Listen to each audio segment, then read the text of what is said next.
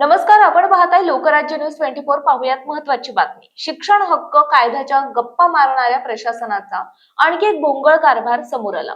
छत्रपती संभाजीनगर मधील जिल्हा परिषदेच्या एका शाळेत चक्क वर्गखोल्यांचं रूपांतर चिखलाच्या तलावात झालंय। ज्या हातांमध्ये उजळणी आणि वह्या पुस्तके असायला हवी होती, त्या चिमुरड्या हातांमध्ये आज पाणी उपसण्यासाठी प्लास्टिकच्या बादल्या आणि डबे पाहायला मिळतात।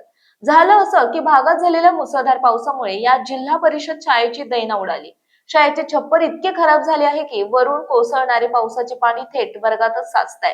मूलभूत सुविधांच्या नावावर इथे फक्त शून्य प्रगती दिसते। परिसरात पाणी साचल्यामुळे विद्यार्थ्यांना धड उभे राहायलाही जागा उरलेली नाही। शेवटी वैतागून आणि शिक्षणाचा नाईलाज झाल्यामुळे ही लहान मुलेच वर्गातील पाणी बादल्यांनी बाहेर काढताना दिसतात। प्रशासनाच्या या उदासीनतेमुळे विद्यार्थ्यांचे शैक्षणिक नुकसान तर होतच आहे, पण सोबतच त्यांच्या आरोग्याचा आणि सुरक्षेचा प्रश्नही ऐरणीवर आलाय। दरवर्षी कोट्यवधी रुपयांचा निधी नेमका कुठे जातो? आपल्या मुलांचे भविष्य अशा प्रकारे पाण्यात वाहून जाणार का?